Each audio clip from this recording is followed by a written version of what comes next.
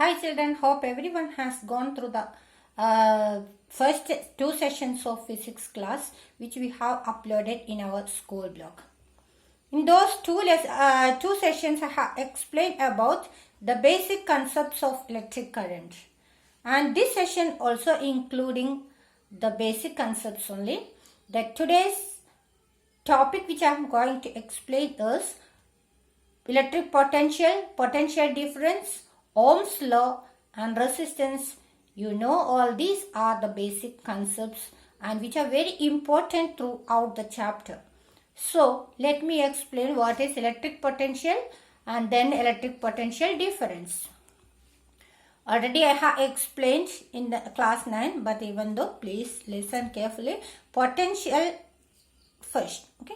So here let us consider a charge, point charge placed at a point. A unit charge placed at a point. A charge placed at a point has a region around it where its force, that means force of attraction or repulsion, can be experienced. And this region around the charge is known as electric field. And then this electric field around this charged body. And then let us consider another unit charge placed far apart from this charge. And we have to bring this unit charge within the electric field of the first charge. So to bring a unit charge from far away, that we consider as infinity. From infinity to a point within the electric field of another charge, some work has to be done. This work done is known as electric potential. So electric potential is the work done to bring a unit charge from infinity to the point within an electric field. And then what about the electric potential difference? So the same concept, but the charge body placed at a point, around it a field, electric field, and within the electric field let us consider 2 points. In that electric field itself, 2 points we have to consider. From one point to another point, another unit charge to move. Okay, to move this unit charge from one point to another point within that electric field is known as potential difference. So the work done to move a unit charge from one point to another point within an electric field is known as potential difference. And the potential difference is denoted by the letter V. And the device used to measure potential difference is voltmeter, and the unit, SI unit of potential difference is volt. Once again, SI unit of potential difference is volt. Device to measure is voltmeter, and the letter denoting volt potential difference is V. Now, let us consider the important law which related to electric current. So, Ohm's law, that is Ohm's law, isn't it? And according to Ohm's law, at constant temperature, the current passing through a conductor is directly proportional to the potential difference across its ends. Once again, at constant temperature, the current passing through the conductor is directly proportional to the potential difference across its ends.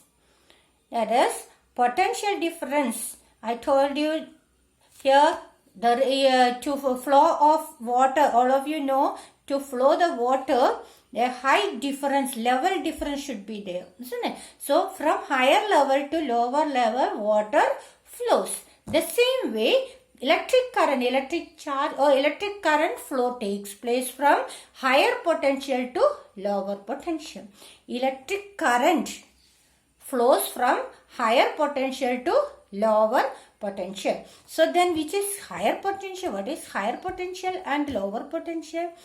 The positively charged end is considered as at higher potential and negatively charged end is lower potential.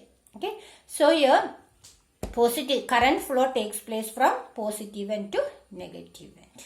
So from higher potential, there should be a potential difference. That means from higher potential to lower potential, the electric current flow takes place. So what is the Ohm's law? At constant temperature, the condition, that is the important conditions to obey Ohm's law. What is that?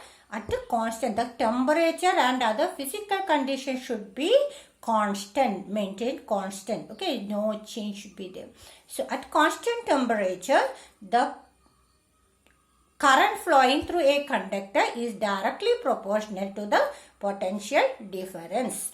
That is Ohm's law. That is V is proportional to I. And if proportionality mathematically, we can represent it as V equal to IR, where R is the proportionality constant. When we convert a proportional sign into equal sign, we have to multiply with the constant of proportionality. That is here that proportionality constant is R. And here R is the resistance offered by the conductor. What is resistance? Resistance is the property of every conductor to resist, to oppose the flow of current charges through it. So if a current charge takes place, every conductor has a property within it to resist to the flow of current, to prevent the flow of current. So this inherent property is known as resistance. So resistance depends. What are the factors on which resistance depends? The resistance depends upon the length of the conductor. And resistance is directly proportional to the length. What is meant by directly? One increases and the other quantity also increases. So the resistance offered by the conductor is directly proportional to the length of the conductor. As length of the conductor increases, the resistance also increases. If resistance increases, what happens? The flow of current reduces. Okay, so through a long wire, less current will flow through it than the smaller conductor, shorter conductor of same cross section. Okay, same material and same area of cross section. Then if one is longer and the other is shorter, the longer conductor offers more resistance and hence the flow of current is less. And the second point is the area of cross section. That is, resistance offered by a conductor depends upon area of cross section. How it depends? Inversely proportional. Resistance is inversely proportional to the area of cross section.